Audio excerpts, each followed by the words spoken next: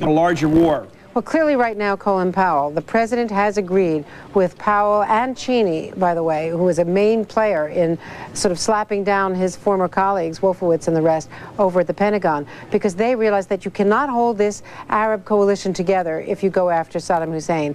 They have no evidence, according to the intelligence community, that Saddam is behind the anthrax, that even no evidence that it's even a foreign source. So at this stage, despite all of the pressure from the lower levels of the Pentagon, Rumsfeld and Cheney apparently are on board with Colin Powell's thesis that you've got to hold together the diplomacy. But if there's any evidence that Saddam Hussein is involved, I think they'd go after him in a second.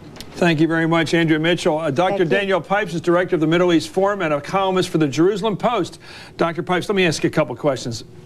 We've been engaged in a new war front, Americans, for now a couple of weeks. We were never faced before in our lives. Let's break it down. Arab Street and all the countries we're talking about, all the way to Morocco, all the way to Indonesia, to Jakarta. Why do the Islamic people hate us? The Islamic people are in a funk. Things have been going badly for a long time, 2 centuries. Things are going well for us. Lousy government, lousy economies, lousy opportunities in life. Blame it in Israel, blame it in the U.S. Is that it? Simply put, yeah. They're angry that it's our party and they're excluded. They want it to be their party. And what we're seeing today with these demonstrations, mass demonstrations across the Muslim world, is the expression of that frustration.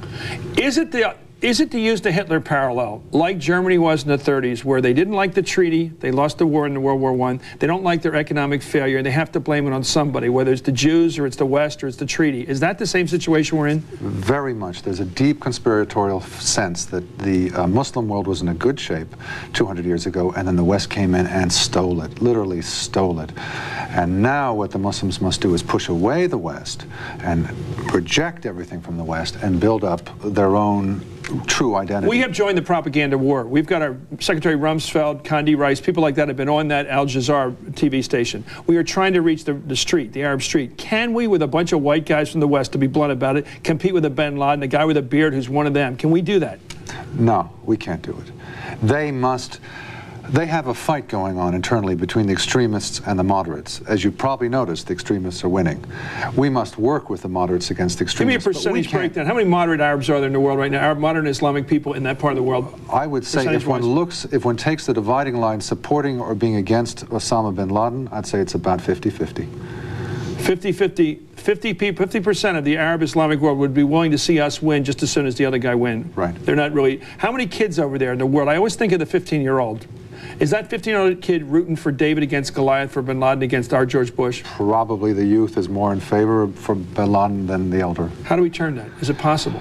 What we have to do is show them that what they're trying to do against us is going to fail. I mean, in other words, what they had last month was an extraordinary success. And success breeds success, right? You mean blowing up our biggest buildings? Yeah. Killing 6,000 people was a win for them. That's a big win. Why?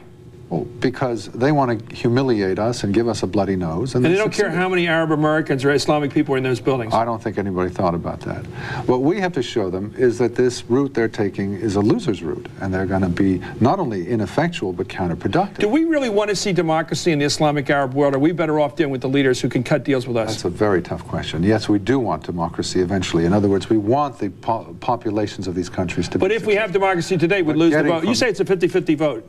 Exactly. Getting from here to there is the problem. So in theory, we want democracy, but we don't want it quite yet. We want to be good. Can we get rid of the lousy deals we have with the Saudis, with the UAE, perhaps with some of those other countries like Kuwait, and gradually move them towards something that we believe in terms of women's rights, freedoms, democracy, without ending up with another Iran where they hate our guts? That's precisely what we're scared of. And no president is ready to take that kind of chance. There's no middle ground in terms of a democratic front, though, right now, is there? There isn't.